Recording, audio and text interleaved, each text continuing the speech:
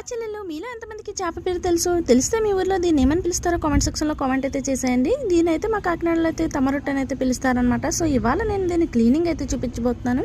సింపుల్గా ఎలా క్లీన్ చేసేసుకోవచ్చు వీడియో స్కిప్ చేయకుండా చూసేయండి. ముందుగా చేపని పట్టుకుని చేప పక్కనే ఉన్నటువంటి రెక్కలు అనేది మొత్తాన్ని మనం రిమూవ్ చేసేసుకోవాలి. అటువైపు ఇటువైపు రెండు వైపులా కూడా రెక్కలు అనేది ఉంటుంది అనమాట. సో రెండాటిని రిమూవ్ చేసుకున్న తర్వాత ఈ చేపకి కూడా అన్ని చేపలకే ఉన్నట్టుగా పొలుసు అనేది ఉంటుంది. మనం పొలుసు అంతటిని కూడా రిమూవ్ చేసేసుకుని నీట్గా క్లీన్ చేసేసి అయితే పెట్టేసుకోవాలి. తర్వాత వచ్చేసి హెడ్ పార్ట్ దగ్గర అయితే చిన్నగా పళ్ళు అనేది ఉంటుంది అనమాట. దాన్ని మనం కట్ చేసి పక్కన పాడేసుకోవాలి. లేదంటే కర్రీ మొత్తం పాడైపోతుంది, చేదైపోతుంది అన్న విషయం కన్ఫర్మ్ గా గుర్తు పెట్టేసుకోండి. తర్వాత మీకు నచ్చిన పీసెస్ ని కట్ చేపలో ఉన్నటువంటి జిగురంతా పోయేంత వరకు బాగా వాష్ చేసేసుకుని కింద తోముకుని కల్లుప్పుని అయితే యాడ్ చేసుకుంటే చేపలో ఉన్నటువంటి నీసువాసన అనేది పోతుంది. అదే విధంగా జిగురు కూడా పోతుంది అనమాట. సో వీడియోలో చూపిస్తున్నట్టుగా మీరు బాగా చేపను అనేది తోమేసుకున్న తర్వాత 3 or 2 times వాష్ చేసుకుంటే ముక్క పీస్ అనేది ఈ విధంగా ఉంటుంది. చూసారు కదా.